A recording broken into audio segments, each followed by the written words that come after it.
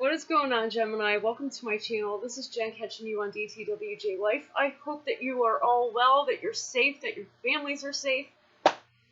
Welcome to Cancer season. Also, there's a new node shift that began June 15th, and guess what? You're in the North Node. Yeah. Woo! Fun. Yeah, so you're doubly going to be living out and learning more about your Dharma, but the Karma South Node side of it is going to be in Sagittarius, is going to be, it already is. Yeah, so you're gonna definitely you're going to be looking at sides of you that were a little bit immature, less responsible, and you're going to be correcting those things so that you could better live out your Dharma the way that you're supposed to. And I find it amazing and interesting that I said that because you got this at the bottom of the deck. Usually this denotes that you are rising above the drama, but the truth is that you're rising above yourself, or an old part of yourself that really you need to be doing without. It's really not helping you, trust me. So, what's going on for Gemini during Cancer season?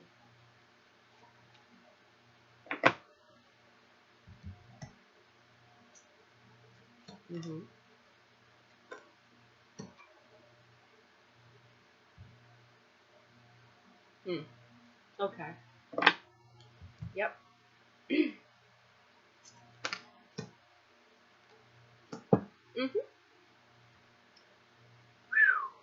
Alrighty then. Don't worry, I'm gonna get into it. It's okay. So, there definitely is a part of you that comes up as less than compassionate. And it's so funny because usually, like we have Saturn and conjuncting Jupiter here. Help me out. Jupiter rules Sagittarius, I believe. No. Maybe. Yes, it does. Alright. Yes, it does. Jupiter does rule Sagittarius, excuse me. I will get it together. Anyway. Yes, it does. Anywho. There are parts of you that are less than responsible, even though you do lead a pretty organized life. In general, you do. Yeah, things are always changing up in your life, but nonetheless, it's still organized and still, put together, at least in some way. But you're lacking discipline as well. And Sagittarius in the South Node is showing you this. Areas in your thinking, the way that you feel about certain things, the way that you talk to yourself, the way that you talk to other people, the way that you treat other people. You're going to be looking at that very closely because it's coming up very much the opposite of compassionate. It's coming off as disdain. Maybe you have a semblance of self-disdain or disdain for others that you thought was right to have, but you're kind of being shown otherwise. This sort of thinking, action, and behavior from that space happens daily.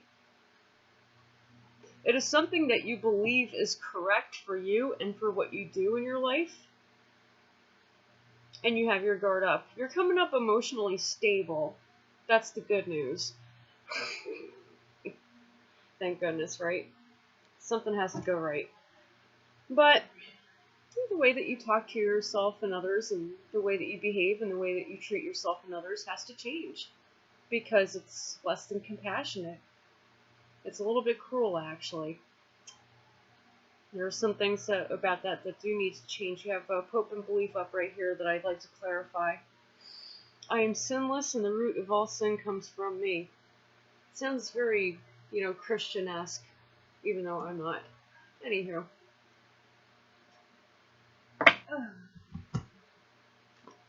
Okay. Yeah. Okay. This has been a very deep, lifelong thing for you. Like, this has been something that you have been taught to do or taught yourself to do since childhood. Like, I don't know, I guess the way that you think about yourself and others have been taught to you in childhood somehow, and this is why you do this, but you're being called to change it. Because there are parts of you, like I said, that are less than responsible.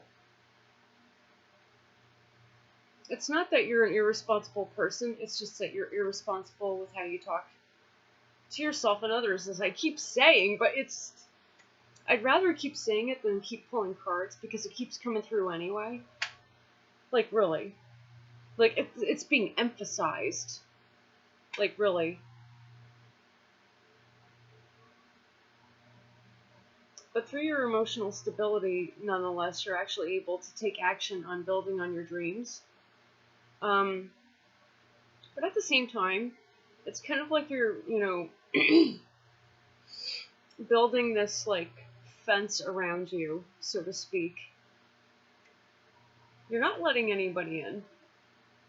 Like I said, your guard is totally up. Like, it's like you want people to come into your life, but at the same time, the way that you talk to yourself and others, and the way that you behave toward others, kind of pushes them away. And it's, I don't know if you do this on purpose or if it's a subconscious thing, because it's like I said, you have coastal water upright, clarifying hope and belief upright, which means that, like, this is a deep-seated thing that you've known since childhood.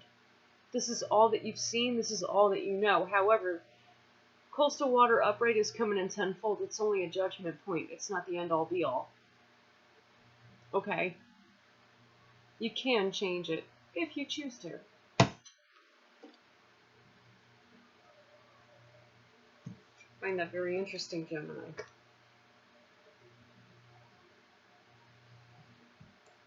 Okay.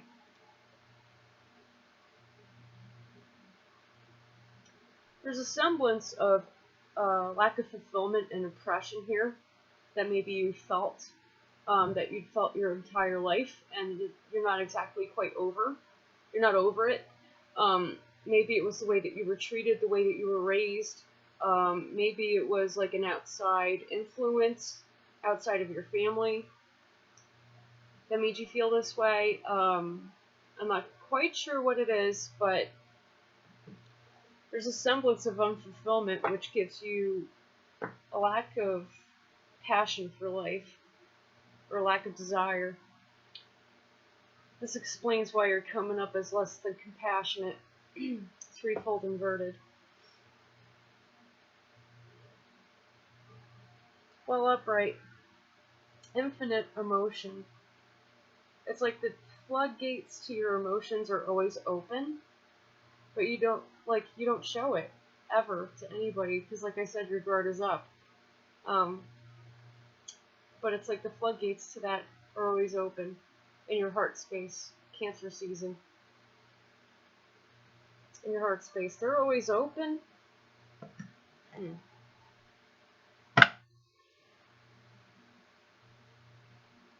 But the way that you feel on a daily, like I said, it coincides with everything that I've said already. Kind of sad.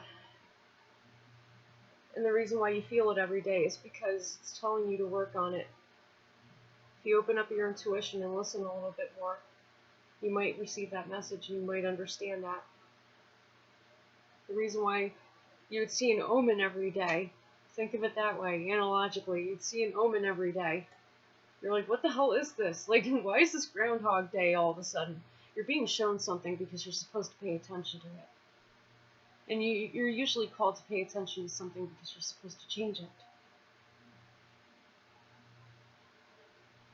There's a semblance of separation here going on. There's something that you are separating from and putting to rest, if you choose. Like I said, it's a judgment point, not the end-all be-all. Okay? Ouch. There's no hope in something. What does this say? I am substance, and the one who has no substance. Do not be ignorant of me.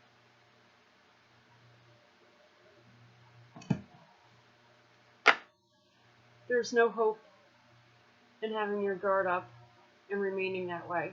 It's not going to teach you anything. It's not going to teach anybody anything. Like I said, you have a choice, Gemini. You can change or stay the same. That's up to you.